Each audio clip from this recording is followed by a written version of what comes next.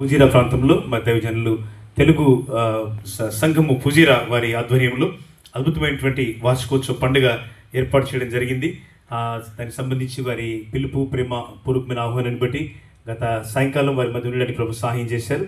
ఈ ఉదయకాలం నుంచి కూడా మరి దైవజనులు ప్రియులు పాస్టర్ డేవిడ్ గారు వారితో పాటు ఉన్నటువంటి సంఘ కాపరులు ఈ రీతిగా ఈ సహవాసంలో మిమ్మల్ని కూడా చూడాలని నేను చాలా ఆశపడ్డాను. ఆ సమయాల్లో బ్రాహ్మణపల్లి పాస్టర్ సుల్లి గారి దగ్గర మరి నేను పాస్టర్ మన ప్రభాకరాన్ని కలుసుకున్నప్పుడు ఆ సమయాల్లో మాట్లాడడం, మన ప్రాంతంలో ఉన్న సేవను ఆయా పరిస్థితులను బట్టి వారు అభినందించడం జరిగింది.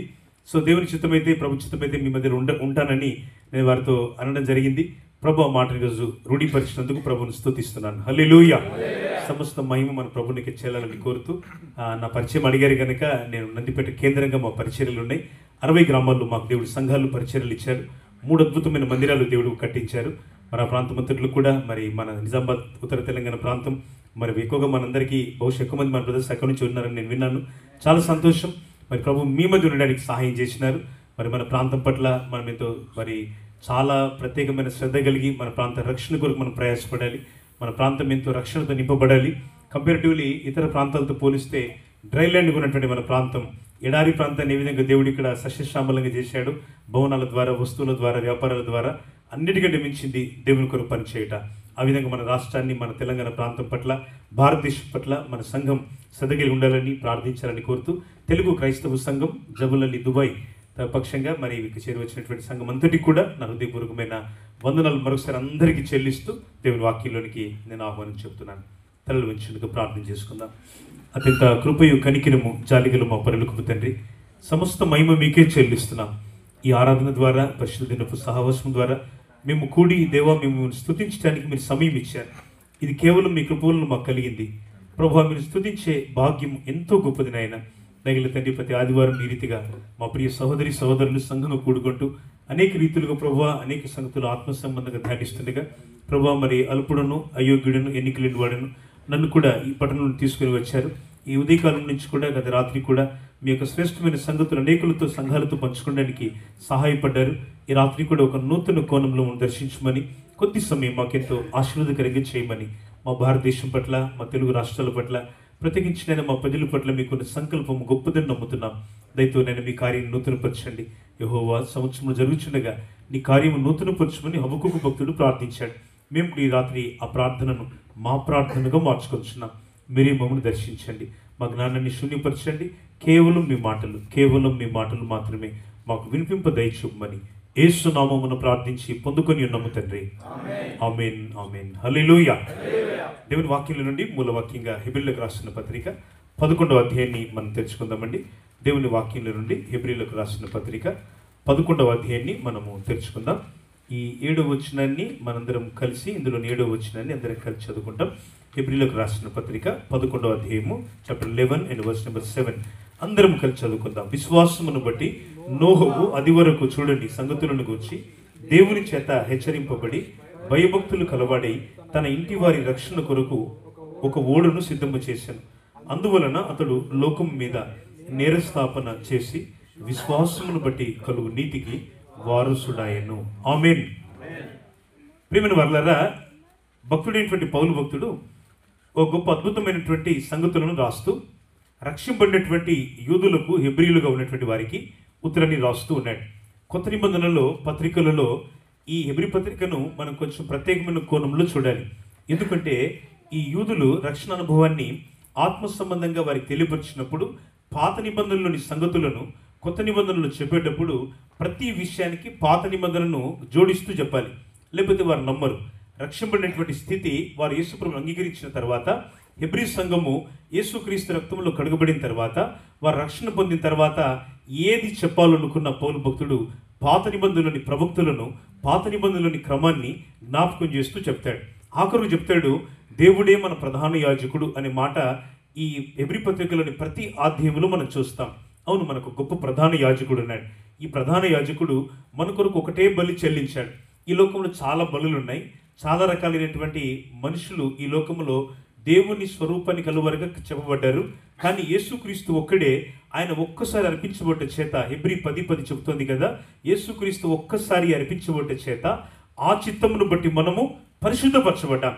మనం పరిశుద్ధపరిచింది యేసుక్రీస్తు రక్తము ద్వారా మనం ఆయన సొత్తుగా చేయబడి, ఆయన స్వాస్థ్యంగా మనం రూపించబడి, యేసు ప్రభు యొక్క బిడ్డలుగా స్వాస్థ్యంగా మనం చేయబడ్డాం. దీనికి ప్రభు చెల్లించిన వేలేమిటంటే తన ప్రాణం అంతటినైనా, తన రక్తం అంతటిని మన కొరకు ప్రయాసంతో మన కొరకు అర్పించబడి, ఆ చిత్తము ద్వారా, ఆ సమర్పణ ద్వారా పవిత్రపరిచాడు. మనం చేయవలసిన పాత నిబంధనలోని ఏ రకమైనటువంటి బలులు కానీ, ఏ రకమైనటువంటి బాధ్యతలు కానీ, దేవుని సంతోషపరిచేటువంటి ఏ పని మనం చేయాల్సిన అవసరం లేదు. విశ్వాసం ఉంచితే చాలు. నమ్ముట, విశ్వాసము ద్వారా దేవుని దయాపూర్వక సంకల్పంలోనికి మనం వస్తున్నాం. ఈ రక్షింపబడినటువంటి ఈ యొక్క హెబ్రీలకు రాస్తూ విశ్వాసము గురించి హైలైట్ చేస్తున్నాడు. విశ్వాసము అనేటువంటి మాటను దైవజనుడు అనేక సార్లు రాస్తున్నాడు. అసలు విశ్వాసం అంటే ఏమిటి? 11:1 చెప్తున్నాడు, విశ్వాసం అనున్నది నిరీక్షింపబడు వాటి యొక్క నిజస్వరూపము అన్నాడు. మనం నిరీక్షిస్తున్నాము చాలా విషయాలు. నేను ఎప్పుడు దుబాయ్ చూడలేదు. చాలాసార్లు 15 సంవత్సరాలుగా మా సంఘంలో అనేక మంది దేవుని బిడ్డలు ఈ ప్రాంతంలో పనిచేస్తున్నప్పుడు ఆ సమయాలు అన్న మీరు రండి అనే సమయాలు కూడా ఉన్నాయి. అనేక రకాలుగా అనేకసార్లు పిలుస్తూ వచ్చినారు. అంటే నేను ఈ పట్టణాన్ని చూడకపోయినా నేను నమ్ముతున్నాను ఈ పట్టణం చాలా పెద్దదని, చాలా గొప్ప పట్టణం అని కూడా నమ్ముతున్నాను. దానికంటే ఎక్కువ నమ్ముతున్నాను నా దేవుని యొక్క మాటలు శాశ్వతమైనవి, ఘనమైనవి. హల్లెలూయా. విశ్వాసముతో మనం నమ్ముతున్నాం. విశ్వాసముతో నమ్మాలి. ఒక పట్టణాన్ని చూసిన విశ్వాసం కంటే యేసుక్రీస్తునికి వచ్చిన తర్వాత మన విశ్వాసం పెరగాలి సోదరులారా. మన విశ్వాసం ఆత్మీయంగా దేవుని సన్నిధిలో ప్రభువులకు ఇష్టమైన విశ్వాసంగా మార్చుకోవాలి. అందుకే విశ్వాసం గురించి మాట్లాడుతూ అనేక మంది విశ్వాస వీరులను రాస్తున్నాడు. ఈ అధ్యాయాన్ని ప్రత్యేకంగా ఎందుకు నేను చెప్తానంటే, ఈ అధ్యాయంలో ప్రారంభం నుంచి హేబేలు మొదలుకొని చివరి వారి పేరు లేదు అందులో. ఎందుకు లేదు అంటే, విశ్వాస వీరులుగా ఈ యొక్క దుబాయ్ పట్టణంలోని ప్రజలే కాదు, భారతదేశంలోని ప్రజలే కాదు, ప్రపంచంలోని అన్ని జాతులలో, అన్ని తెగలలో, ప్రకటన 7:9 చెప్పినట్టుగా ప్రతి జాతిలో నుండి, ప్రతి వంశముల నుండి, ఆయా భాషలు మాట్లాడు వారందరిలో నుండి వచ్చి ఎవడును లెక్కింపజాలని ఒక గొప్ప సమూహం పరలోకంలో కనబడుతుంది. హల్లెలూయా. అందులో ఆ సమూహం యొక్క గొప్పతనం ఏమిటంటే, వారు విశ్వాసమందు వీరులుగా ఉన్నారు. They are the faith warriors. వారి గొప్పతనం ఏమిటంటే విశ్వాసములో బలం పొందినవారు. నేను నమ్ముతున్నాను ఈ ప్రాంతంలో మన ఉద్యోగాల రీత్యా, మీ యొక్క పనుల రీత్యా, మీ యొక్క వ్యాపకముల రీత్యా మీరు ఈ నగరంలో, పట్టణంలో, ఈ సమీప ప్రదేశాల్లో ఉంటున్నప్పుడు ఒక విషయం బాగా ప్రభుని అడగండి, ప్రభువా వాళ్ళ విశ్వాసాన్ని అధికపరచు, మేము నమ్ముటకు, నీ కార్యమును ప్రభు గొప్పగా చేయుటకు మమ్మల్ని వాడుకో ప్రభు అని మీరు ప్రార్థన చేయాలండి. హల్లెలూయా. మన ఖాళీ మందిరానికి వచ్చిపోతే సరిపోదు. నేను మందిరానికి వచ్చినాను, పాట పాడిని వెళ్ళిపోయినాను అంటే సరిపోదు. లేక నా బాధ్యత అయిపోయింది మందిరంలో అంటే సరిపోదు. ప్రభు మనల్ని పిలిచిన మిషన్ ఇది చాలా గొప్పదండి. ఈ మిషన్ గురించి దేవుని వాక్యం ఏం చెప్తుందో తెలుసా? మీరు సర్వలోకమునకు వెళ్ళండి, సర్వ సృష్టికి సువార్తను ప్రకటించండి. మనం ఆ పనిని అందరం చేయాలి. ఇది ఒకరు చేయాల్సిన పని, ఇది ఎవరో చేస్తారు సేవకులు మాత్రమే అని కూడా కాదు. సో ఈ పని దేవుడు మనందరికీ ఇచ్చిన గొప్ప కమిషన్, అంటే గొప్ప ఆజ్ఞ. ప్రభు మాట్లాడుతూ శిష్యులతో ప్రారంభంలో చెప్పాడు పరలోకముల గురించి. అందరికి చెప్తూ ప్రభు వెళ్ళేవాడు ఏమనంటే, పరలోక రాజ్యం సమీపించి ఉన్నది. చివరి సందేశం యేసు ప్రభు ఏంటో తెలుసా? మారు మనస్సు పొందండి. అంతేకాదు మీరు ఈ సువార్తను అందరికీ తెలియజేయండి, అందరికీ తెలియజేయండి. మనం మాట్లాడుతూ ఉండాలి. మన పని ప్రదేశములో, మనం ఉన్న స్థలములో, మన సొంత వారితో, మన దేశస్తులతో, మనం ఇక్కడ ప్రతి స్థలములో ప్రభుని గురించి మనం మాట్లాడుతూ ఉండాలి. మన మాటలలో దేవుని సంగతులు తప్ప వేరేవి లేకుండా చూసుకోవాలి. దావీదు కీర్తనకుడు అంటాడు కదా, ఆయనను గురించి పాడుడి, ఆయనను కీర్తించుడి, ఆయన ఆశ్చర్యకార్యములన్నిటిని గురించి సంభాషణ చేయుడి అంటాడు. So make a conversation about the lord. ప్రభుని గురించి మనం అందరికీ చెప్తూ ఉండాలి. మనందరికీ ఒక్కొక్క సాక్ష్యం ఉంటుంది, ఆ సాక్ష్యాన్ని చెప్తూ ఉండాలి. మన ప్రాంతంలో లోకేశ్వర మండలంలో ఒక సోదరుడు రక్షణ పొందాడు. ఆయన ఒక అన్యుడు. ఆయన జీవితంలో చాలా కష్టాలు వచ్చాయి, చాలా బాధలు వచ్చాయి. 2002 సంవత్సరం 23 ఏళ్ళ కింద సంఘటన నేను చెప్తున్నాను. ఆయనకు ఆ యొక్క చేతబడి శక్తులతో పీడింపబడి భయంకరంగా జీవితం చనిపోయే పరిస్థితులు ఉంటే, ఒక ఆదివారం మన సంఘానికి వచ్చేటువంటి ఒక కుటుంబం, మేము మందిరానికి వెళ్తున్నాం నువ్వు రా అంటే, ఆ రోడ్డు పక్కన ఏమీ లేని స్థితిలో పడిపోయినట్టుగా వ్యక్తి ఉన్నాడు. ఆ వ్యక్తిని మందిరానికి తీసుకొని వచ్చారు. ప్రార్థన చేసినాను, ప్రభు మాటలు చెప్పినాను. మనుషులకు మేం కదా బాగు చేసేది, ఇదిగో మనకు ఒక గొప్ప దేవుడు ఉన్నాడు, ఆయన నామే నిన్ను బాగు చేస్తుందని చెప్పాను. ఆ మాట చెప్పి ప్రార్థన చేసినాను. ఆ వ్యక్తి చనిపోయే పరిస్థితి నుండి ఈరోజు ఏ విధంగా మారాడంటే, 2 మాటలు చెప్తాను. ప్రభు ఆయనకున్న వ్యాధిని, బలహీనతను తీసివేసిన తర్వాత, ఆయన బాగుపడ్డ తర్వాత బాప్తిసం ఇచ్చాను. దేవుడు ఆయన ఆశీర్వదించి మంచి అందరికీ సువార్త చెప్పమని చెప్పాను. ఈరోజు ఆ గ్రామంలో ఒక వీధిలో వరుసగా మొత్తం మన దేవుని బిడ్డలు ఇల్లు, ఇప్పుడు వాళ్ళంతా ఒకప్పుడు అన్నిళ్ళు ఇప్పుడు మంచి విశ్వాస వీరులు. హల్లెలూయ. సాక్ష్యం ఇవ్వడం వల్ల సాధ్యమైంది. ఇది నోరు మూసుకోదని చెప్పి నన్ను వెళ్ళి సాక్ష్యం ఇవ్వమన్నా. ఈరోజు మా బ్రాంచ్ మందిరాల్లో ఒక మందిరంలో నిజామాబాద్ గంగస్థాన్ ఒకటిలో ఇవాళ సహోదరుడు అద్భుతమైన పరిచర్య చేసినాడు. ఇక్కడ దుబాయ్లో ఉన్నాను కనుక ఈ సాక్ష్యం ఎందుకు చెప్పానంటే, ఆ వ్యక్తి కనుక సాక్ష్యం చెప్పకపోతే ఈరోజు అనేకులు రక్షణలోకి వచ్చేవారు కాదు. ఆ వ్యక్తి దేవుళ్ళు బలం కట్టబడకపోతే ఈరోజు అనేక మందికి వాక్యం చెప్పేవాడే కాదు. దేవుడు ఆయన ఎంతగా ఆశీర్వదించాడంటే, పెద్ద చదువుకోలేదు కానీ మందిరంలో ఈ ఆడియో విజువల్ ఎక్విప్మెంట్ అంతా కూడా ఆయన చక్కగా ఆపరేట్ చేస్తాడు. వంట విషయంలో 600 మంది సుమారు ఉపవాస ప్రార్థనకు వస్తారు. ఒక్కొక్కసారి 600 నుంచి 700 మంది, అంతమందికి మంచి వంట చేయగలుగుతాడు ఆయన. దేవునికి స్తోత్రం. హల్లెలూయ. ఇది ఎట్లా సాధ్యమని తెలుసా? దేవుని కొరకు సాక్ష్యం ఇచ్చినప్పుడు, ప్రభు నా కొరకు ఈ మేలు చేశాడని చెప్తూ ఉంటే ఒక కుటుంబం ఈ రీతిగా ఆ గ్రామంలో అనేకులు రక్షణలోనికి వచ్చినారు. యూఏఈలోని దేవుని సంఘమైన మనం ప్రభు కొరకు ఈ సాక్ష్యాన్ని పంచుకోవాలి. మనం ఉన్న ప్రతి చోట, మీరు ఇండియాకి వెకేషన్కి వచ్చినప్పుడే కాదు, మీరు ప్రతి కాన్వర్సేషన్లో ప్రభుని గురించి మాట్లాడండి. మీతో ఉన్న వాళ్ళందరికీ చెప్పండి. ఎందుకంటే విశ్వాసం మిమ్మల్ని రక్షించింది. యేసుక్రీస్తు సమర్పణని మన ఈ లోకంలో దేవునితో మన సమీపస్తులుగా చేసింది. ఈ విశ్వాస వీరుల అధ్యయనం చదివేటప్పుడు దేవుడు నోహోను గురించి చాలా ప్రత్యేకంగా చెప్తున్నాడు. ఎందుకో తెలుసా? అది వరకు తాను చూడని సంగతులను గురించి నోహువు హెచ్చరింపబడ్డాడు. దేవుడు వచ్చి మాట్లాడుతున్నాడు. అది వరకు భూమి మీద వర్షం లేదు. మన తెలంగాణలో, మన రాష్ట్రంలో, ఆ ప్రాంతంలో ప్రత్యేకంగా కామారెడ్డి ప్రాంతం, నేను ఎయిర్పోర్ట్ రావడానికి నాకు 10 గంటలు పట్టింది. యాక్చువల్లీ మనకు 5 గంటల ప్రయాణం నిజామాబాద్ నుంచి ఎయిర్పోర్ట్కి ఎక్కువ అనుకుంటే, కానీ 10 గంటల ప్రయాణం ఎందుకు అంటే వరదలు వచ్చినాయి, రోడ్ అంతా డ్యామేజ్ అయిపోయింది. ఎక్కడ చూసినా 30 కిలోమీటర్ల పొడుగున వెహికల్స్ ఆగిపోయినాయి. అంటే ఈ వరదలు, వర్షాలు ఇవన్నీ మనకు సహజమే. కానీ నోహు కాలంలో భూమి మీద వర్షము లేదు. భూమి మీద దేవుడు ప్రళయం తెప్పిస్తా అన్నప్పుడు కనీసం మంచినీళ్ళు ఆకాశం నుండి వర్షం కురిసేటువంటి చిన్న చిరుజల్లులు కూడా లేనటువంటి ఆ రోజుల్లో దేవుని మాటను, అది వరకు చూడని సంగతులను నోహువు నమ్మి ఉన్నాడు. హల్లెలూయా. మనం ఎప్పుడు నమ్ముతామంటే, దేవుడు నా పట్ల ఈ మేలు చేశాడు, నాకు ఇది చేశాడు కాబట్టి ఇంకోటి చేస్తాడని నమ్ముతాం మనం. లేకపోతే కొన్నిసార్లు మన విశ్వాసం ఎలా ఉంటుందంటే, కొన్నిటికి దేవుణ్ణి లిమిట్ చేస్తాం. దేవుడు నాకు ఇది చేయగలుగుతాడేమో, ఇది చేయలేడేమో అన్నట్టుగా అనుకుంటాం. కొన్నిసార్లు మనలో విశ్వాసం పని చేయకుండా సాతాను అనుమానాన్ని తీసుకొస్తాడు. కొన్నిసార్లు సరిగ్గా నమ్మలేకపోతూ ఉంటాం. గమనించండి, నోహువును దేవుడు పిలిచినప్పుడు అది వరకు చూడని సంగతులను నమ్ముతున్నాడు. అది వరకు ఏంటంటే భూమి మీద వర్షం లేదు. అందరికి ప్రజలకు చెప్తున్నాడు, అయ్యా మీరు రక్షణ పొందండి, దేవుడు మాట్లాడుతున్నాడు. యేసుప్రభు మాట్లాడుతూ నోహు దినాలను ఉదాహరిస్తాడు. చూడండి, లూకా సువార్త 17వ అధ్యాయం దేవుని వాక్యం మనం గమనించినట్టయితే, అది వరకు చూడని సంగతులను గురించి నోహువు ఏమి నమ్మాడో భూమి మీద యేసుప్రభు ఈ లోకానికి వచ్చి నోహు గురించి మాట్లాడుతున్నాడు. 17 లూకా సువార్త 17వ అధ్యాయము 26వ వచనాన్ని చూస్తే, నోహు దినములలో జరిగినట్లు మనుష్య కుమారుని దినముల్లోనూ జరుగును. నోహువు ఓడలోనికి వెళ్ళిన దినము వరకు జనులు తినుచు, త్రాగుచు, పెండ్లాడుచు, పెండ్లికియబడుచు ఉండిరి. అందులో జల ప్రళయం వచ్చి వారందరినీ నాశనము. యేసుప్రభు మాట్లాడుతూ చెప్తున్నాడు. ఆనాడు నోహువు కాలం జరిగిన సంగతుల గురించి చెప్తున్నాడు. ఎలా ఉందని నోహు కాలంలో ప్రజలు ఇష్టానుసారంగా ఉన్నారు. ఈరోజు సంఘాల్లో మనము రక్షణ పొందిన తర్వాత మన ఇష్టానుసారంగా ఉండొద్దు సోదరులారా. దేవుని ఇష్టానుసారంగా మనం జీవించడం నేర్చుకోవాలి. భక్తిగల జీవితం అంటే ఏంటో తెలుసా? మనకిష్టం వచ్చినట్టుగా పాట పాడడం, మనకిష్టం వచ్చినట్టుగా జీవితాన్ని మలుచుకోవడం, మనకిష్టం వచ్చినట్టుగా మన స్వేచ్ఛగా బ్రతకడం, లోకంలో పాపముతో రాజీ పడుతూ మన జీవితాన్ని సరి చేసుకోకుండా జీవితాన్ని జీవించడం భక్తిగల జీవితం కాదు. నోహు ఆ కాలంలో దేవుని హెచ్చరిక పొందిన వాడై తనను తాను భద్రపరుచుకున్నాడు. ఆయన భార్య, 3 కుమారులు, ఒక్కొక్కరికి ఒక్కొక్క భార్య. ఆ రోజుల్లో ఒక్కరికి అనేక భార్యలు ఉండేవారట. బహుభార్యత్వం కలిగి ఆ రోజుల్లో పెళ్లి ఆడుచు, పెళ్లికి ఇయ్యబడుచు, విస్తారమైనటువంటి పాపముతో ప్రజలు చాలా పాపాన్ని కొనుక్కున్నారు.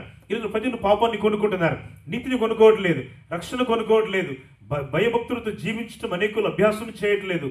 నోహు కాలంలో భయం లేని వారుగా మారిపోయారు. సంఘమైన మనం వాక్యం వింటుండగా ఇంకా పాపముతో జీవిస్తూ ఉంటే, దేవునికి ఇష్టంగా లేకుండా ఉంటే, మన మనసులో కీడును, పాపాన్ని జమ చేసుకుంటూ ఉంటే, నోహు కాలం లాగా దేవుడు మనల్ని చూసి ఏం సంతోషపడతాడు చెప్పండి? ప్రళయం వచ్చింది, ఆ ప్రజలందరినీ ఈడ్చుకొని పోయింది. పరిశుద్ధాత్మ దేవుడు ఈ రాత్రి మనతో చెప్పే మాట, నోహు దినాలు మళ్ళీ వచ్చాయి, నోహు కాలం మళ్ళీ కనబడుతూ ఉంది. ప్రళయం లేకపోవచ్చు, ఒకవేళ ఇక్కడ సరైనటువంటి హెచ్చరికలు లేకపోవచ్చు, భూమి మీద ప్రతివారు మనం హెచ్చరించేవారు కాకపోవచ్చు, మన భక్తి మనకు చాలా సంతోషాన్ని ఇవ్వచ్చు. ప్రభు స్వయంగా చెప్తున్నాడు. ఏమిటో తెలుసా? నోహు దినములు జరిగినట్లు మళ్ళీ జరగబోతా ఉంది. మనుష్య కుమారుడు మళ్ళీ ప్రత్యక్షపరచబడబోతున్నాడు. ఆయన రాజ్యము మళ్ళీ రాబోతా ఉంది. ఇక ప్రళయం కాదు కానీ భూమి ఆకాశంలన్నీ కూడా మిక్కుటమైన వేండ్రముతో లయము కాబోతున్నాయి. అంత్యకాలంలో మనం ఉన్నాం. We are not in the time of Noah. మనం నోవా కాలంలో లేము, మనం దావీదు కాలంలో లేము, పౌలు కాలంలో లేము, మనమున్నది కడువరి కాలంలో ఉన్నాం. ఈ కడువరి దినాల్లో దేవుడు మనకిచ్చిన ప్రత్యక్షత ఏమిటి అంటే, మనం ఈ ప్రత్యక్షతలో రోజు భయభక్తులతో నడుచుకోవాలి. అందుకే వాక్యం అంటూ ఉంది హెబ్రీ 10:24-25 వచనాల్లో, ఆ దినము సమీపించడం మీరు చూచిన కొలది మరి ఎక్కువగా మనం కూడుకోవాలట. Make assemble many time. మనం అనేక సార్లు కూడుకోవాలి. మందిరంలో కానీ, మన క్యాంపుల్లో కానీ, మన రూముల్లో కానీ దేవుని సన్నిధిలో కూడుకున్నప్పుడు ప్రార్థించడం మానొద్దు. దేవుని సన్నిధిలో మన ప్రజల కొరకు కన్నీళ్లు కార్చడం మానొద్దు. బబులోను దేశంలో భయంకరమైన పరిస్థితులు ఎదురవుతూ ఉంటే ఆనాడు షద్రక్, మేషక్, అబేద్నెగోలు ఆ దేశంలో ప్రజలను భయపెట్టించేంత గొప్ప అద్భుతాలు చేయగలిగారు. వాళ్ళు 1000 మంది లేరు. వాళ్ళు ఎవరు? కేవలం ఓన్లీ 4 people, 4 మనుషులు. ప్రభు కోరం ఎంతనో తెలుసా? 100 మంది ఉంటే ప్రార్థన ఏంటని లేదు. ఎక్కడ 2-3 నా నామమున కూడి ఉంటారు, వారి మధ్యలో నేను ఉన్నాను. Very simple. 2-3 కూర్చొని ప్రార్థన చేస్తుంటే ఏదో జరుగుతుందని, జరుగుతుందో జరగదో అనుమానం తీసేయండి. ఆది సంఘమట అపోస్తలులు కూర్చొని సంఘములో ప్రజలుగా ప్రార్థన చేస్తూ ఉంటే భయపడిపోయి ఆ ప్రజలు ఆనాడు అందరూ ప్రజలు వణికిపోయేవారట. స్కాట్లాండ్ దేశంలో జాన్ నాక్స్ అనే భక్తులు ఉండేవాడు. స్కాట్లాండ్ దేశంలో ఆ ఇష్టానుసారంగా విచ్చలవిడిగా జీవించే ప్రజలు ఎక్కువైపోయారు. జాన్ నాక్స్ భక్తుని యొక్క గొప్పతనం ఏంటంటే మోకాళ్ళ మీద ఉండి ప్రార్థన చేస్తాడు. మనం రోజు మోకాళ్ళ మీద, ఈ మోకాళ్ళు మన మాటిని ఎంతసేపు మనం మోకరించే ప్రార్థన చేయాలి. మనకు ఒకవేళ ఒక సమయం వస్తుంది మోకరించలేని సమయం, ఒక సమయం వస్తుంది ఆరోగ్యపరమైన, మనం ఆ పరిస్థితి ప్రభువుకు తెలుసు. ఆ సమయం ఒకటి వస్తుంది ఒకరోజు, అది వచ్చే వరకు మనం మోకరించాలి. When John Knox praying while kneel down, ఆయన ఎప్పుడైతే మోకరించి ప్రార్థన చేస్తున్నాడో ఆ దేశపు రాణికట భయం కలిగేదట.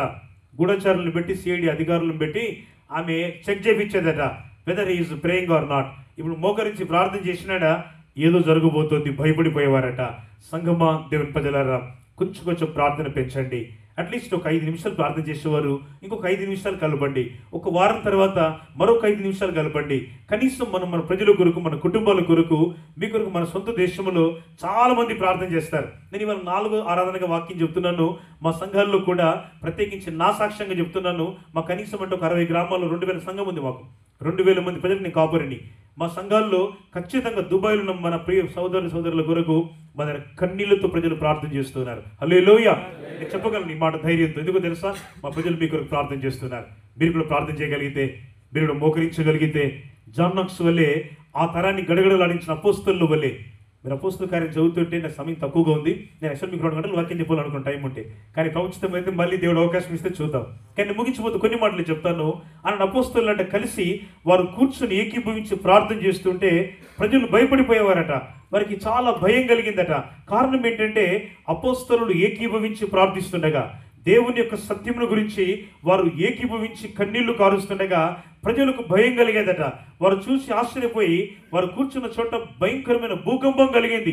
చెరసాలను పేతురు నేస్తే ఆ చెరసాల పునాదులు కదులుతూ ఉన్నాయి. దూత వచ్చి పేతురును లేపుతూ ఉన్నాడు. పౌలును, శీలను చెరసాలలో వేస్తే ఆ చెరసాలలో తుఫాను లాంటి ఒక భూకంపం వచ్చింది. సంఖ్యలు ఊడి కింద పడిపోయినాయి. అది ఏం బలం ఉంది? ధనం లేదు, ధనంస్ లేవు, డాలర్లు లేవు, మన దగ్గర గొప్ప గొప్ప బలమైనటువంటి సైన్యాలు లేవు. ఓన్లీ ప్రేయర్, ప్రార్థనే వారిని గడగడలాడించింది. ఈ రాత్రి నేను మీకు జ్ఞాపకం చేయగోరుతున్నాను, దయతో మనం ప్రార్థించేవారమై ఉండాలి. దేవునితో సమయం గడిపేవారమై ఉండాలి. నోహు తన కాలములో శపితమైనటువంటి కార్యములను ప్రజల కొరకు వారిని చూసి తాను మారలేదు, కానీ తన ప్రవర్తనను సరిదిద్దుకున్నాడు. దేవుడు చెప్పాడు, నువ్వు ఒక ఓడ కట్టమంటే ఆ ఓడ కట్టడానికి ప్రయాసపడ్డాడు. దేవుడు చెప్పిందల్లా చేస్తున్నాడు. అందరూ అప్పటికి ఎగతాళి చేస్తున్నారు, నీకు పని లేదు, ఇంత పెద్ద ఎండలు కొడతావు, నీకు మామూలు ఎండలు లేవు. నేను ఆశ్చర్యపోయినా, ఎంత కష్టపడుతున్నారో నాకు అప్పుడు బాగా అర్థమైంది. ఇంకా మామూలు ఎండలు భయంకరంగా ఉన్నాయి. అంటే 50 డిగ్రీల సెంటిగ్రేడ్లో మీరు పనులు చేస్తూ ప్రయాసపడుతుంటే చాలా చాలా చాలా కష్టమైన పరిస్థితుల్లో మీరు ఇవన్నీ సమన్వయం చేస్తుంటే చాలా నేను దేవుని స్తుతిస్తున్నాను. అంతేకాదు మీకు క్షేమము, భద్రత కలగాలని ఇంకా దేవుడు భారం పెట్టి మమ్మల్ని ఇంకా నువ్వు ప్రార్థన చేయమని దేవుడు హెచ్చరిక చేస్తున్నాను నాకు కూడాను. హల్లెలూయా. ఎందుకో తెలుసా? మీరు క్షేమంగా ఉండాలి, మీ కుటుంబాలు క్షేమంగా ఉండాలి, ఆత్మీయతలో ఉండాలి. అందుకే దేవుడు ఈ నోహు జీవితాన్ని మన ముందు పెడుతూ, నోహు ప్రార్థనపరుడై ఉన్నాడు. అందరు ఎగతాళి చేస్తున్నారు, భూమి మీద అసలు వర్షం ఇవ్వలేదంటే, వాళ్ళకి అసలు వర్షమే తెలియదంటే, ఈయన అంటున్నాడు జలప్రళయం వస్తుందట. చాలామంది ఎగతాళి చేస్తున్నారు. రాకడని గురించి, దేవుని వాక్యం గురించి నమ్మని వారు అనేకులు మన మధ్యలో ఉంటారు. వారిని బట్టి నువ్వు కృంగిపోవద్దు. నువ్వు సువార్థికమైన దేవుని పనిలో, దేవుని యొక్క రాజ్య సువార్త కొరకు, సువార్త సేవకు సహాయకులుగా సంఘములోను పరిచర్యలోను దేవుని కొరకు సాగిపోవడానికి మనం తీర్మానం చేయాలి. ఎలాంటి తీర్మానమో తెలుసా? నోహు తన కుటుంబంతో దేవుని సేవిస్తున్నాడు. చాలామంది కుటుంబాన్ని పట్టించుకోరు, కేవలం వాళ్ళ కొరకు వారే చూసుకుంటారు. ఎందుకని ఈ మాట కొంచెం బాధ చెప్తుంది, ఎందుకంటే మా దగ్గర 40 మంది బయట దేశాల్లో, ఈ దేశాలలో మా సహోదరులు, మా కుటుంబాలు, అంటే మా సంఘంలోని బిడ్డలు, ఆత్మీయులు మీ కుటుంబమే అంటాం. మీ కుటుంబంలాగానే ఉంటాం. మేము తింటే వారితో కలిసి తింటాం, వారితో కలిసే ఉంటాం. మా సంఘాలు అట్లే నడుస్తూ ఉంటాయి. There is no difference. అంటే మేము వాళ్ళని కుటుంబంగానే చూస్తాం. అంటే అది కుటుంబం ఇంకా వేరేది కాదు. మాకు బ్రాంచ్ సంఘం ఉంటుంది కొత్తపల్లి. మీరు ఎప్పుడైనా నా ప్రాంతానికి వచ్చి చూడండి, మార్నింగ్ ఒక 100-150 మందికి పొద్దున్నే బ్రేక్ఫాస్ట్ ఉంటుంది, 150 మందికి ఎవ్రీ సండే. కారణం ఏంటంటే ఎక్కడెక్కడ నుంచి వస్తారు, పొద్దున్న సర్వీస్ అది 6:30 to 9 o'clock. అంత పొద్దు నీళ్ళలో టిఫిన్ టీ చేసి వస్తారు కాబట్టి అవన్నీ చేయకుండా మందిరానికి వస్తారు కనుక ప్రతి వారం ఒక 2-3 కుటుంబాలు అందరికీ బ్రేక్ఫాస్ట్ పెడతా ఉంటారు. ఈ రీతిగా పరిచర్యలో ఒకరు మరొకరిని ప్రోత్సహించడం, ఒకరు మరొకరిని ప్రేమించడం, కుటుంబ భావన. చాలా చోట్ల కుటుంబాలను పట్టించుకోవట్లేదు, ఎవరికి వాళ్ళే బతుకుతూ ఉన్నారు. కొన్ని కుటుంబాల ఐక్యత లేదు, ప్రేమ లేదు. డబ్బు ఉండొచ్చు, ఆస్తి ఉండొచ్చు, గొప్ప చదువులు ఉండొచ్చు, ఉద్యోగాలు ఉండొచ్చు. దయతో గమనించండి, నోహు వలె కుటుంబాన్ని పట్టించుకోండి. హల్లెలూయా. కుటుంబం బాధ్యత కలిగి ఉండడానికి నోహు తీర్మానం తీసుకున్నాడు. ఆయన భార్య పేరు రాయబడలేదు, కానీ బైబిల్లో కొందరు పేర్లు రాయలేదు, కొందరు పేర్లు దేవుడు రాయించలేదు, కొందరు రాయించినాడు. యోబు భార్య పేరు లేదు, నోహు భార్య పేరు లేదు, పిలాతు అనేటువంటి గవర్నర్ గారి భార్య పేరు లేదు.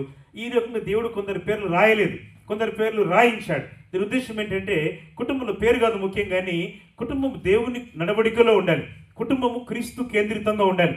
మీ కుటుంబాల పట్ల కూడా మీరు బాగా దృష్టి పెట్టండి. వారు ఆత్మీయతలో ఉన్నారా, వారి దేశంలో ప్రాంతంలో ఉన్నప్పుడు వాక్యములో ఉన్నారా, ప్రార్థనలో ఉన్నారా, దేవుని సన్నిధిలో గడుపుతున్నారా, ప్రార్థన సమయం పాటిస్తున్నారా, ఇవన్నీ మీరు మానిటర్ చేయాలి. ఎందుకంటే కేవలం అప్పులు, వస్తువులు, అమ్మకాలు, కొనుగోళ్లు, కేవలం వస్తువు విషయాలు, కుటుంబ విషయాలు, భోజనం విషయాలు ఏ విధంగా అడుగుతామో వాటికి మించి ఆత్మ సంబంధమైన సంగతులను మనము పట్టించుకుందాము గాక. ఆమేన్. హల్లెలూయా. అందుకే నోహు కుటుంబం జల ప్రళయంలో కాపాడబడింది. ప్రళయము కలిగిన సమయంలో, శ్రమ కలిగిన సమయాలలో దేవుడు ఆ కుటుంబాన్ని కాపాడడానికి ఉద్దేశమే కలిగి ఉన్నాడు. ఎందుకంటే వారు దేవుని పట్ల శ్రద్ధ కలిగి ఉన్నారు, బలులు అర్పించేవారై ఉన్నారు, ప్రార్థన పరులై ఉన్నారు. నోహు తనకి ఇవ్వబడిన మిషన్ను జాగ్రత్తగా చేస్తున్నాడు, చాలా జాగ్రత్త పడుతున్నాడు, చాలా పెద్ద ఓడ కట్టాడు.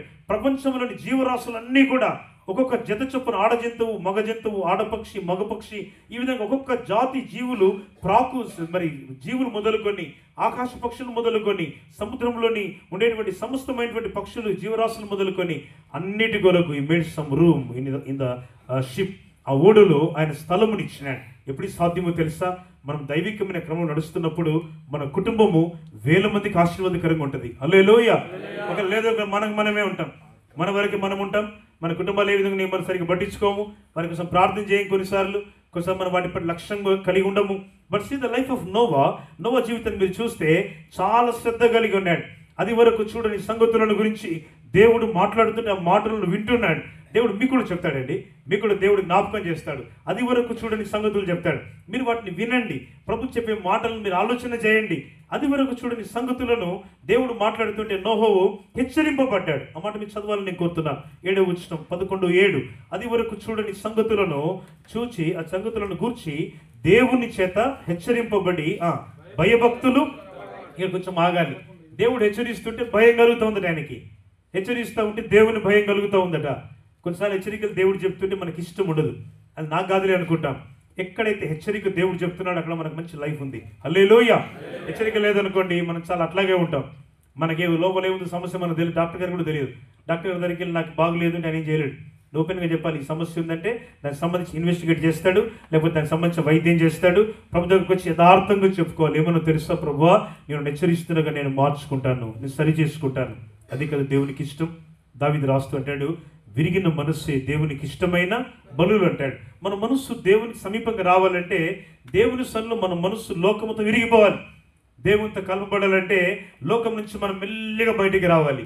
నోహోవును ఇంతగా ఎగతాళి చేస్తుంటే, ఇంతగా వ్యతిరేకంగా మాట్లాడుతుంటే ఈయనలో దేవుని భయము క్షణక్షణం పెరుగుతుంది. అందుకే ప్రళయంలో నీళ్లు ప్రపంచాన్ని ముంచుతూ ఉంటే ఈ ఓడ మెల్లిగా పైకి వస్తూ ఉంది. హల్లెలూయా. ఎందుకంటే ఆ ఓడలో ఎవరున్నారంటే దేవుడు అన్నాడు. ఆ ఓడలో విశ్వాసం ఉంది, ఆ ఓడలో ప్రార్థన ఉంది, ఆ ఓడలో దేవుని తల్లి భయభక్తులు ఉన్నాయి. కనుక ఈ భయభక్తులు కలిగిన నోహోవు తాను హెచ్చరింపబడి తన ఇంటి వారి రక్షణ కొరకు ఓడను సిద్ధము చేశాడు. సువార్త మనకు, మన కుటుంబాలకి, మన గ్రామానికి, మన దేశానికి, అందరికీ. చాలామంది కుటుంబాలకి అనేకులు రక్షణ పొందలేదు, చాలామంది ఇండ్లలో అనేకులు రక్షణ వాక్యం వినలేదు, కొంతమంది ఇంకా లోకంతోనే ఉన్నారు. ప్రభు రాత్రి చెప్పే మాట, మనం మన కుటుంబాల కొరకు ఒక ఓడను సిద్ధం చేయాలి, మన కుటుంబాల కొరకు ఒక ఓడను సిద్ధం చేయాలి. మన ప్రజల కొరకు మనం రక్షణ మార్గాన్ని పొందినటువంటి దేవుని యొక్క మేళ్లను మనం అనేకులతో చెప్పువారుగా ఉండాలి. మౌత్ టు మౌత్ సువార్త. ఈ రోజున ఎక్కువ మందికి మనం డైరెక్ట్గా పత్రికలు ఇచ్చి బైబిల్ గ్రంథాలు ఇచ్చి చెప్పే కాలంగా లేదు. అనేకులకు మన వ్యక్తిగత సువార్త చేయాలి. ప్రభువా, నువ్వు నాకు ఇచ్చి రక్షణను బట్టి నీకు స్తోత్రం. మన బంధువులకు, మిత్రులకు, స్నేహితులకు అందరికీ మనం సాక్ష్యం చెప్పాలి. నేను ఒక చిన్న సాక్ష్యం చెప్పాను మా సంఘంలో ఒక సోదరుని గురించి.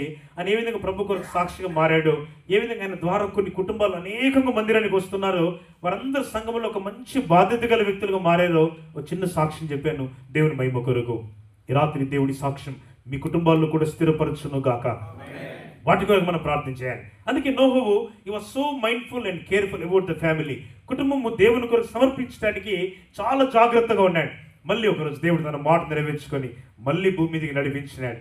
మనం అనేక సార్లు ఈ ప్రదేశానికి వస్తాము, మరి మీరు మీ పనులను బట్టి మళ్ళీ మన సొంత దేశానికి వస్తారు, కొంతకాలం మీరు ఇక్కడ ఉంటారు, అగైన్ మళ్ళీ కుటుంబం దేవునితో నడవాలి. ఇక్కడ సమయం అంతా కూడా దేవుని రాజ్యం కొరకు మీరు ఆలోచన చేయాలి, దేవుని సత్యము కొరకు ఆలోచన చేయాలి. ప్రభు చెప్తారు కదా మత్తయి సువార్త 6:33లో, కాబట్టి మీరు ఆయన రాజ్యమును నీతిని మొదట వెతుకుడి, అప్పుడు అవన్నీ మీకు అనుగ్రహింపబడును. గొప్ప సంపాదన లేకపోవచ్చు, చాలా పెద్ద ధర్మసో లేకపోతే పెద్ద డాలర్సో లేకపోవచ్చు, ఇంకేదో గొప్ప మన పనికి తగినంత గొప్ప వేతనం కూడా లేకపోవచ్చు.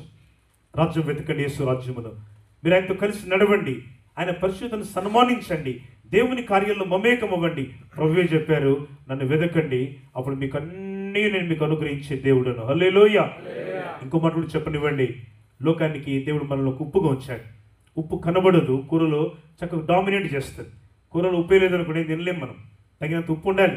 మరి ఎక్కువైనా కష్టమే, మరీ ఏం లేకపోతే కూడా తినలేం మనం భోజనం. యేసు ప్రభు ఉప్పును మాదిరిగా తీసుకుంటాడు.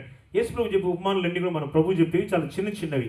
ఆయన ఒక చిన్న ఉప్పును తీసుకొని మాట్లాడతాడు, ఒక చిన్న నాణ్యం తీసుకొని మాట్లాడతాడు, ఒక గొర్రె పిల్లని తీసుకొని మాట్లాడతాడు, లేకపోతే ఒక చిన్న కుంచెంలో ఉంచబడినటువంటి పిండిని తీసుకొని మాట్లాడతాడు, లేకపోతే ఒక చిన్న ఆవగింజ తీసుకొని మాట్లాడతాడు. యేసు ప్రభు ఉపమానాలు అన్నింటిలో కూడా చాలా చిన్నవి ఉన్నాయి. వాటి యొక్క రిఫ్లెక్షన్ పరలోక సంబంధమైనవి దేవుడు జ్ఞాపకం చేస్తున్నాడు. హల్లెలూయా. ప్రభు చెప్తూ ఆ సందర్భంలో మాట్లాడుతున్న విషయాలు మనం గమనిస్తే ఉప్పు గురించి మాట్లాడుతున్నాడు.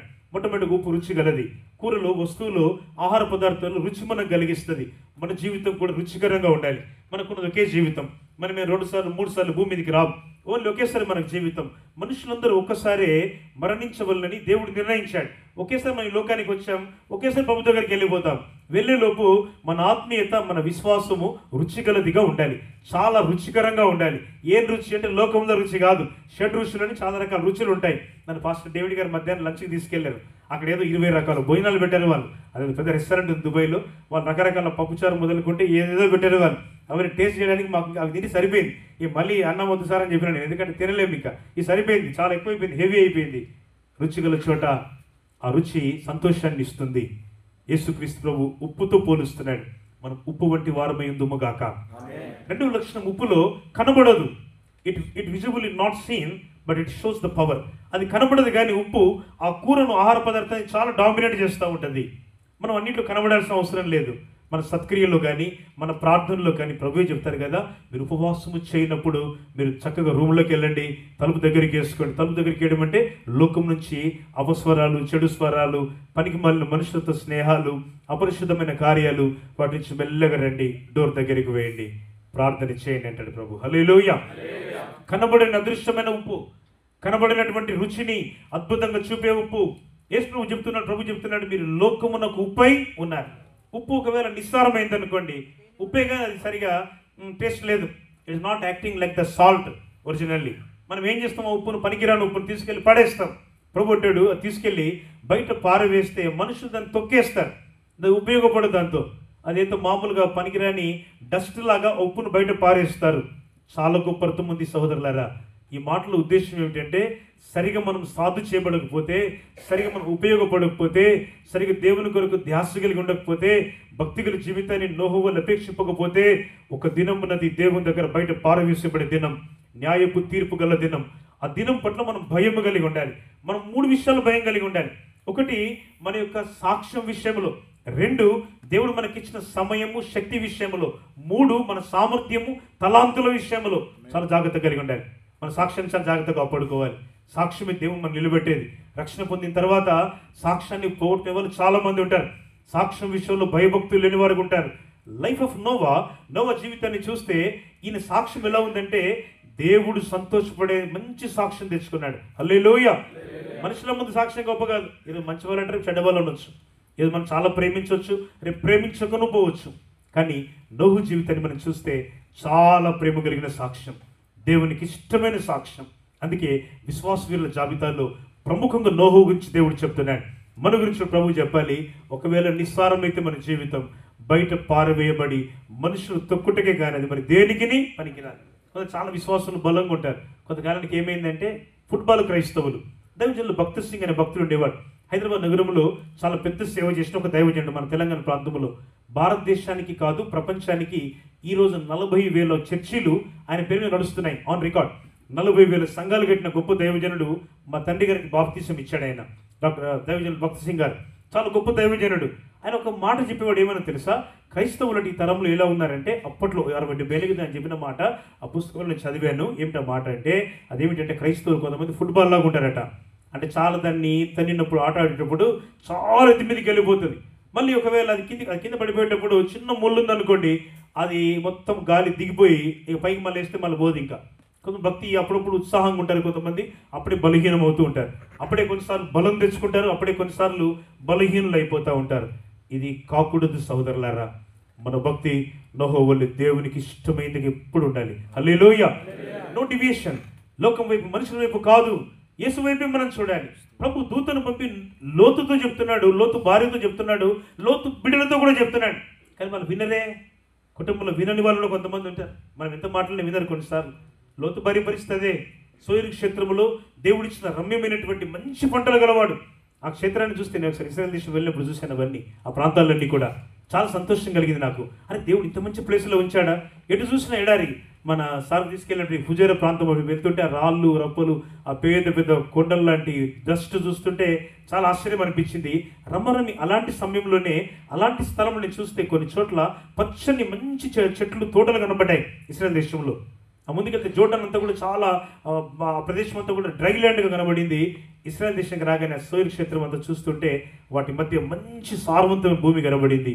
వాక్యం ఇంత సత్యమో కదా. హల్లెలూయా. దేవుడు అన్ని రకాల ఫలభరితంగా ఇచ్చినాడు. ప్రభు ఈ ప్రాంతాన్ని నడిపించి మీ జీవితాల్లో కొన్ని మేలు ఇచ్చిండొచ్చు, ఇంకా అనేకం ఇవ్వబోతున్నాడు. వాటి కోసం సిద్ధపడండి. దేవుడు ఇప్పుడు అన్యాయస్తుడు కాడు. ఒక నష్టాలు కలిగిండొచ్చు, బాధలు మీకు వచ్చిండొచ్చు, మీ కుటుంబంతో మీరు దూరంగా ఉండి ఎన్నో విషయాలు మీరు నష్టపోయి ఉండొచ్చు, మీ జీవితంలో చాలా పరిస్థితులు కృంగతీసి ఉండొచ్చు. అబ్రాహాములకు జీవితాన్ని కాపాడుకోవడం మంచిది కదా. లోతు దూత వచ్చి చెప్పినా నమ్మలేదు. దూత చెప్తుంటే లోతు పరిగెత్తున్నాడు, కానీ ఆ వెనుక చూడందని వెనకగా చూసింది ఆమె. ఆ స్థలానికి వెళ్ళి నేను చూసినప్పుడు ఆశ్చర్యపోయినా. అక్కడ ఒక శిల ఉంటుంది, రాయి లాంటిది. అది సరిగ్గా ఒక స్త్రీ రూపంలో ఉన్నటువంటి ఒక రాయిలా కనబడుతుంది అనమాట. దగ్గరికి వెళ్ళి చూశాను నేను అక్కడికి వెళ్ళి ఇశ్రాయేల్ దేశం వెళ్ళినప్పుడు. అది చూస్తే మీరు చాలామంది చూసింటారు లేండి. కాకపోతే అక్కడ వెళ్ళినప్పుడు అది చూసినప్పుడు నాకు అర్థమైంది ఏంటంటే, లోతు భార్య దేవుని నమ్మకుండా మిగిలిపోయింది. దేవుడు అక్కడ అగ్నిగంధకముల గుండములు లాంటి, నా సమయం అయిపోతుంది, ఇంకో 2 నిమిషాలు ఉంది కాబట్టి, అగ్నిగంధకంలో గుండము లాంటి ఆ మంటల మధ్య దేవుడు ఆ ప్రదేశంలో శిక్ష వేశాడు. ఆమె ఒక రాయిగా మారిపోయింది. ఒక మనిషి రాయిగా మారిపోవడం అంటే ఏమర్థం చేసుకుంటున్నాం మనం? నిస్సారమై బయట పారవేయబడి మనుషులు త్రొక్కుటకే కానీ అది మరి దేనికిని పనికిరాదు. అలా ముందుకెళ్తుంటే అక్కడ చెప్తున్నాడు ఒక వ్యక్తి, one person, don't go further, it's a very very very poisonous land అన్నాడు. అంటే ఈ స్థలము చాలా ప్రమాదకరమైన భూమి అన్నాడు. వై అని అడిగాను నేను, ఎందుకని అడిగాను. ఆయన చెప్పాడు, ఇక్కడ గంధకము రకరకాలైన రసాయన పదార్థాలు ఉన్నాయి. వాక్యం చెప్తుంది, ఆనాడే దేవుడు అగ్ని గంధకములో గుండము లాంటి భయంకర బీభత్సమైనటువంటి దేవుడు అగ్ని స్థలంలో కురిపించినాడు. అవును, ఆ దేవుడి రాత్రి మాట్లాడుతున్నాడు. పరిస్థితులు సరిచేయబడకపోతే, ఒకవేళ ఉప్పుగా మారకపోతే, ఉప్పు బలమైనటువంటి రుచిని ఇవ్వాల్సినటువంటి సారాన్ని ఇవ్వకపోతే బయటపడిపోతే ఒక రోజు రాబోతుంది. అదే ప్రభు యొక్క న్యాయపు తీర్పు రోజు. మన భక్తి ఎలా ఉంది ఈరోజు పరీక్ష చేసుకుందాం. ఎలా ఉంది మన ఆత్మీయత పరీక్ష చేసుకుందాం. మళ్ళీ ఎవరితోరు చెప్పే పని లేదు, మళ్ళీ ఎవరితోరు బెదిరించాల్సిన, మనల్ని ఎవరు బాగు చేయాల్సిన పని కూడా లేదు. ప్రభువే అంటున్నాడు, మిమ్మల్ని మీరు పరీక్షించుకోండి. ఈ రాత్రి వాక్య వెలుగులో నోహు జీవితాన్ని మన ముందు జ్ఞాపకం చేసుకొని, ఎలా బ్రతికాడా మనిషి, ఆయన ఒకే జీవితం, మనది ఒకే జీవితం, అది వరకు చూడని సంగతులను గురించి దేవుని చేత హెచ్చరింపబడినటువంటి నోహు తన జీవితాన్ని మార్చుకున్నాడు. ఇకెన్నడూ లోకంలోనికి వెళ్ళలేదు, ఇకెన్నడూ ఆ ప్రళయంలో కొట్టుకుపోయి ప్రజలతో స్నేహము చేయలేదు. చెప్పాడు, వివరించాడు, ప్రకటించినాడు, ఆక్రందనము చేసినాడు, ఏడ్చినాడు, దుఃఖపడ్డాడు, కానీ ప్రజలు మారలేదు. బహుశా ఈరోజు పరిస్థితి మన దేశాల్లో, మన ప్రాంతాల్లో అలాగే ఉందేమో. ప్రభు మాట్లాడుతున్నాడు, ఆయన అంత్యకాలంలో ఏదైనా చేయగలడు, ఏ కార్యమైనా మన ప్రభు చేయగలడు. మీరు విశ్వాసముతో అడగండి, ప్రభువా నీవే అద్భుతమైన కార్యమును చేయగలవు. నీవే నా కుటుంబానికి రక్షణను ఇవ్వగలవు. నీవే నా బంధువులకు మిత్రులకు రక్షణను ఇవ్వగలవు. మా దేశమును నీవే రక్షింపగలవు దేవుడు ప్రభువా. హల్లెలూయా. అది వరకు చూడని సంగతుల పట్ల నోహవు శ్రద్ధ కలిగి ఉన్నాడు. భయభక్తులు కలవాడుగా బ్రతికాడు. మనలో భయము భక్తి రెండు కలిసి నడవాలి. ఆఖరి మాటతో ఈ మాట ముగిస్తాను. భయము భక్తి కలిగి నడవడం. భయం ఒకటి ఉండి సరిపోదు, భక్తి కూడా ఉండాలి. భక్తి కూడా ఉంటే సరిపోదు, భయం కూడా ఉండాలి. ఈరోజు సంఘాల్లో పరిస్థితి ఏంటంటే భయం ఉంది కానీ భక్తి లేదు, భక్తి ఉంది కానీ భయం వస్తలేదు లేదు. ఈ రెండు ఒకదాంతో ఒకటి కోయిన్సైడ్ అయి ఉన్నాయి, ఒకదాంతో ఒకటి కలిసి ఉన్నాయి. ఈ రాత్రి దేవుడు మాట్లాడుతున్నాడు. నోహు వల్లే భయభక్తుల్లో మనం జీవించడం నేర్చుకుందాం. లేచి నిలబడదాం, ప్రార్థన చేసుకుందాం. అందరం లేచి నిలబడి, ప్రభువా దయతో నీ మాటలు నేను విన్నాను, నీ మాటలకు నేను లోబడుటకు ఇష్టపడుతున్నాను. నోహు వలె ఈ తరానికి నేను నిన్ను చూపునట్లు సహాయం చేయండి. నీ మాటలు నాకు హెచ్చరికనిస్తుండగా నా తప్పైన పరిస్థితి, బలహీనమైన పరిస్థితి, దుఃఖకరమైన పరిస్థితి, మనుషులు ఎవ్వరూ బాగు చేయలేని పరిస్థితి, దేవా నీవే బాగు చేయటకు సమర్థుడు, శక్తిగల దేవుడు. ఒక నూతన కార్యాన్ని చేయండి. చిన్న ప్రార్థన. దయగల ప్రభువా ఈ రాత్రి మా సోదరులందరినీ కలుసుకోవడానికి, మా భారతదేశం నుండి, మా ప్రజల నుండి దేవా గొప్ప ఉద్దేశంతో మీరు ఈ స్థలానికి ప్రజలు తీసుకొచ్చారు. వారి పని పాటల్లో తోడుగా ఉంటున్నారు. వారు చేసేటువంటి కార్యక్రమాలలో, వారి ప్రయాణాల్లో తోడుగా ఉంటున్నారు. వారి భక్తి జీవితంలో కూడా మీ తోడ్పాటుని ఇవ్వండి. వారి ప్రార్థనలు మీకు అంగీకృతములుగా చేయండి. నోహు వలె ఎప్పుడో హెచ్చరింపబడుతుండగా తన దినదినం మీకు సమీపంగా బ్రతికాడు, మీకు ఇష్టడిగా బ్రతికాడు. తన కుటుంబాన్ని కాదు, లోకమంతటి కొరకు నిరస్థాపన చేయడానికి ఓడును సిద్ధము చేసినాడు. ఈ రాత్రి మీకు ఓడును సిద్ధము చేయటకు, మా బ్రతుకులను బాగు చేసుకుంటకు, మీ వాక్య ప్రమాణాలు జీవించుటకు సహాయం చేయమని ఈ మా ప్రియ సహోదరులందరినీ, ఈ మా కుటుంబాలన్నీ మీరు ఆశీర్వదించి వారికి ఉన్న ప్రతి అక్కర్లన్నీ మహిమలో తీర్చి ఉన్నతమైన కృప, ఉన్నతమైన భాగ్యం, ఉన్నతమైన నిరీక్షణ, ఉన్నతమైన ప్రభు ఆశీర్వచనము ఫిలిప్పీ 4:10 ప్రకారంగా మహిమలో మీ దాసుల అక్కర్లన్నీ మీరు తీర్చమని, వారు విడిచివచ్చిన కుటుంబాలన్నీ ఆశీర్వదించమని, వారి డ్రీమ్స్ అన్నీ నెరవేర్చమని, ఉన్నతమైన హెచ్చింపు, ఉన్నతమైన కృప, ఉన్నతమైన బలము, ఉన్నతమైన నీతిపై వారికి ముందుగా నడిచినట్టు సహాయం చేయమని యేసు నామమున ప్రార్థించి పొందుకొని ఉన్నాము తండ్రి.